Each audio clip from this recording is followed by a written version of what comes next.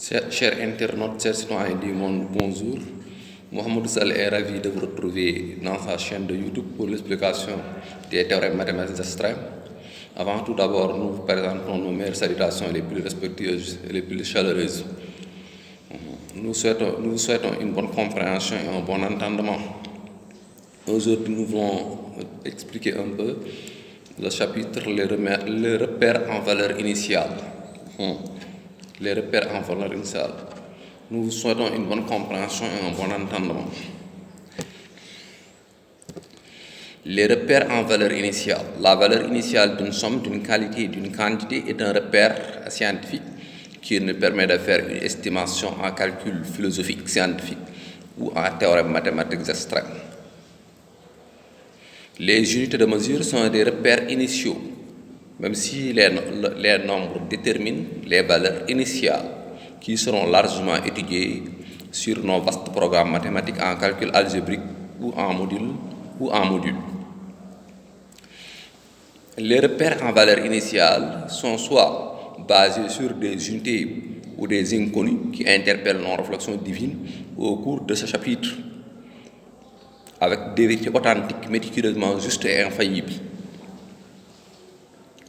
L'unité 1 est un repère scientifique, même si parfois il est important d'être associé d'un symbole qui définit l'unité de mesure pour connaître le genre avec lequel on fait une estimation philosophique ou scientifique. Exemple, un mètre, un litre, un kilogramme, un électron-volt. De même, l'unité axiale, nulle, peut être un repère en valeur initiale de mesure de distance en symétrie ou en fonction axiale. Soit un inconnu x, en philosophie scientifique, x représente le repère en valeur initiale, qualitative ou quantitative ou d'un sujet ou d'un élément. Les intervalles de 0 plus jusqu'à l'infini, jusqu'à plus l'infini, et de moins l'infini jusqu'à 0 moins, peuvent aussi être des repères des lois initiales pour les valeurs négatives et les valeurs positives en fonction mathématique. Si on désigne x comme inconnu, il peut être égal soit à l'unité 1 ou à un réel quelconque, mais il ne peut jamais être nul parce que l'existence n'est jamais nulle. Soit un inconnu x, une âme existentielle. X est toujours différent de 0. Si x est égal à 0, x égale 0, la solution est donc égale à l'ensemble vide. Voilà. Cependant, le repère en valeur initiale peut être soit l'unité nulle, soit une réelle positive ou négatif, ou soit des expressions en calcul philosophique.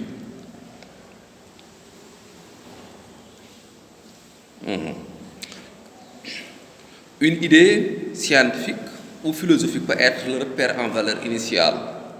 Elle peut être modulable par nos recherches de documentation pédagogique qui étudient des formules modulaires justes et logiques en sciences mathématiques. L'axe d'un plan ou le centre symétrique d'un figure est un repère initial qui nous permet d'étudier des lois géométriques infailliblement sans réticence. Les valeurs initiales sont des repères scientifiques qui constituent les points de repère qui engendrent nos calculs en théorème mathématiques extrêmes sur l'étude des repères en valeur initiale sans des états d'âme de réticence. Soit x une valeur en repère. Quel que soit x, son identité peut nous suffire suffisamment d'informations pour des calculs en vastes programmes arithmétiques, argumentés par des vérités dogmatiques méticuleusement justes. Voilà. Toute unité de valeur, ou tout réel positif ou négatif, peut être un repère initial des mesures des valeurs arithmétiques, géométriques et philosophiques. Soit x un réel, si x égale 2, moins x égale moins 2. La valeur x permet de repérer les intervalles suivants. moyenne infinie de 0, 2, 2 plus l'infini. Voilà. La valeur moins x nous permet de repérer les intervalles de mesure suivantes, moyenne infinie, moins 2, 0, moins 2 plus l'infini. Ou 0 plus l'infini, mais moins 2 plus l'infini. Toute unité de mesure est un repère en valeur initiale des autres unités de valeur en calcul géométrique, arithmétique et philosophie. Soit x un réel positif, l'opposé de x est égal à moins x. Donc les intervalles suivants sont opposés en mesure et en valeur mathématiquement. Moins l'infini, moins x. Différent de x plus l'infini, de moins l'infini à moins x. Et opposé de x à plus jusqu'à plus l'infini. Moins l'infini, x.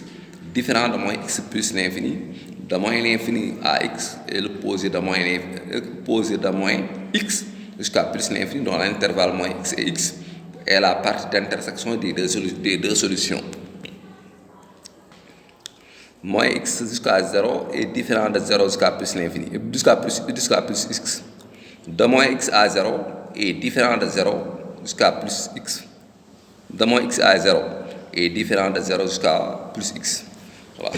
Si x est un réel positif et que moins x est l'opposé de x, donc il existe forcément entre moins x et x une unité nulle qui constitue leur centre de symétrie ou leur milieu axial ou leur repère en valeur initiale qui interpelle nos réflexions divines au cours de ce chapitre. Soit x un point quelconque, quel que soit x, il se situe dans l'espace existentiel et garde suffisamment d'hypothèses pour être un repère en valeur initiale qui interpelle nos réflexions divines en vérité absolue, absolument fascinante. Le repère en valeur initiale présente plusieurs représentations graphiques, géométriques, arithmétiques, algébriques et philosophiques, élucidées dans nos théorèmes mathématiques. Nous avons merveilleusement étudié les différentes représentations des repères en valeur initiale par des vérités divines absolument dogmatiques. Premièrement, géométrie, un point. Il peut être un repère en valeur par centre d'une circonférence, par symétrie, par milieu axial ou point d'intersection, ou par un point vectoriel, ou par sommet des angles, par extrémité des segments. Pour mesurer une distance, on commence par un point de repère en valeur initiale pour justifier la position d'un figure ou d'un plan, sans oublier de mesurer ou de calculer sa distance ou sa forme ou configuration. Une droite, elle peut être un repère en valeur par axe de symétrie, par proposition parallèle ou séquente ou perpendiculaire, mais aussi par opposition horizontale oblique ou verticale, mais aussi par position horizontale, oblique ou verticale, ou par ligne courbe, brisée ou circulaire. Soit deux droites parallèles. Si il existe une autre droite parallèle à l'une, et aussi parallèle à l'autre, si elle existe une autre droite perpendiculaire à l'une et aussi perpendiculaire à l'autre. De même, une droite brisée favorise des segments séquents ou parallèles. Une ligne droite est un repère en valeur initiale qui peut nous guider à retrouver plusieurs suggestions de points. Une droite peut indiquer la position de plusieurs repères en valeur initiale qui interpellent nos réflexions divines sur nos théorèmes mathématiques extrêmes. Une demi-droite, elle peut aussi être un repère en valeur initiale pour situer les distances des figures géométriques ou des plans ou des configurations élucidées avec des expériences mystiques empiriques. Une demi-droite peut nous permettre de distinguer son opposé d'elle, de découvrir d'autres droites ou demi-droites ou segments, séquents ou parallèles ou perpendiculaires à elle. Un segment Il peut être un repère en valeur initiale par symétrie, par médiatrice, par segment séquent, perpendiculaire ou parallèle. Il peut être un axe d'un plan. Il peut être le repère en valeur initiale par la base d'une figure géométrique qui interpelle nos pensées. Un segment peut avoir plusieurs représentations en valeur initiale dans une figure géométrique ou dans un plan muni d'un repère orthogonal qui favorise plusieurs cas de figure configurationnelle. Les différents cas de figure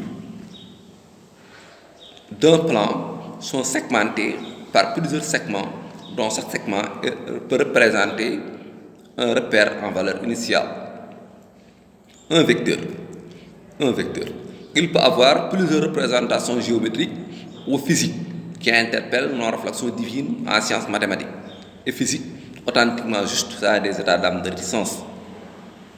Il peut être aussi le repère en valeur initiale par différents cas de figure, par un point vectoriel et par un point d'orientation qui peut prendre une direction oblique, horizontale ou verticale. Nos théorèmes mathématiques en dimension théorique et algébrique enseignent les fonctions vectorielles.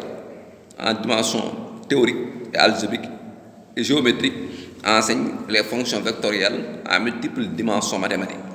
Le sens vectoriel peut avoir plusieurs explications scientifiques qui interpellent nos réflexions divines judicieusement dogmatiques. Merci beaucoup, chers citoyens du monde. C'est ce que nous avons voulu t'expliquer aujourd'hui sur les repères en valeur initiale. On a fait une introduction et on a donné quelques exemples en géométrie, mais aussi il y a d'autres exemples en arithmétique. Mais nous arrêtons ici, à la prochaine fois, Inch'Allah. Avant de quitter, nous souhaitons tous une bonne compréhension et un bon entendement. Et nous souhaitons à tous les citoyens du monde entier de la paix, de la santé, de la sécurité, une longue belle vie avec prospérité. Et nous souhaitons à tous les citoyens du monde entier du bonheur dans ce bas monde et du bonheur dans l'au-delà. Merci beaucoup, c'était de la part de Mohamed Sall. Restez tous à notre disposition pour les enseignements des 20 équivalences des thèses de doctorat. Merci beaucoup, à la prochaine vidéo. Inch'Allah, s'il plaît, on bon Dieu.